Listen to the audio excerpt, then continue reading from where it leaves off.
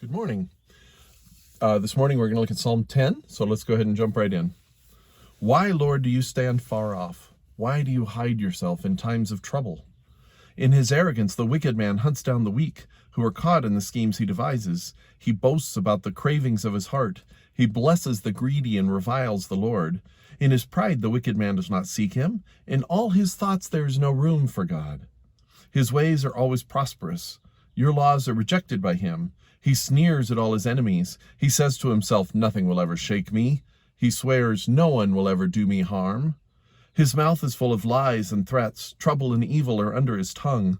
He lies in wait near the villages. From ambush he murders the innocent. His eyes watch in secret for his victims. Like a lion in cover, he lies in wait. He lies in wait to catch the helpless. He catches the helpless and drags them off in his net. His victims are crushed. They collapse. They fall under his strength. And he says to himself, God will never notice. He covers his face and never sees. Arise, Lord, lift your hand, O God. Do not forget the helpless. Why does the wicked man revile God? Why does he say to himself, he won't call me to account? But you, God, see the trouble of the afflicted. You consider their grief and take it in hand. The victims commit themselves to you. You are the helper of the fatherless. Break the arm of the wicked man. Call the evildoer to account for his wickedness that would not otherwise be found out. The Lord is king forever and ever. The nations will perish from his land.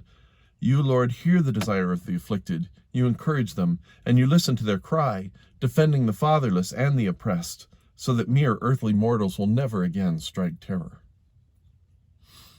So there's no title to this psalm, so we actually don't know anything about the context of it, when it was written, or who wrote it even. Don't know anything about it. There are some people who, because of that, believe that this is actually just a continuation of Psalm 9, which we read yesterday.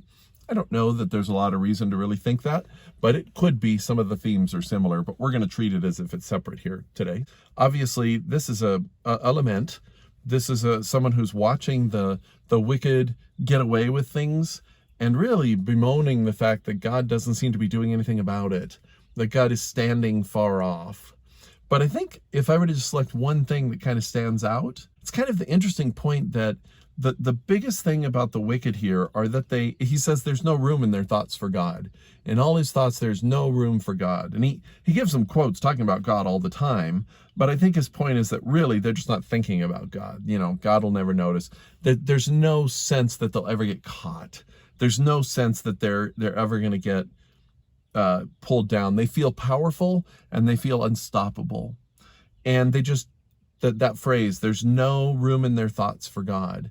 And then at the same time, we see this individual who's really struggling with why God is allowing this. And you think, you know, is it okay to have this much question? Are you allowed to question God like this? And the thing that occurs to me is there's definitely room in his thoughts for God.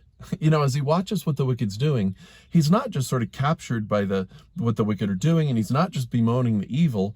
His thoughts are all about God. Why isn't God doing something? And why isn't God there? And I think because, unlike the wicked man, because there is room in his thoughts for God, he does ultimately end up remembering that even if he can't see what God is doing, he ends up remembering who God is and being able to trust in the character of God, that God is the kind of God who hears the desire of the afflicted. He's the kind of God who defends the fatherless and the oppressed. And as he remembers that's who God is, then he remembers that there's no reason that mere earthly mortals should ever strike terror, and ends up definitely in a sort of confidence. But I think it's because even in a lament, the beauty about a lament is that a righteous person can lament even when he's questioning God, even when he doesn't understand God, even when he's asking how long, because his thoughts are all about God. Whereas the wicked man, there's no room in his thoughts for God. So I don't know, that's what stands out to me. Let me know what you think. Just how do you feel about this? How does this conflict strike you? Do you have this sense too? Do you sometimes wonder why God is far off?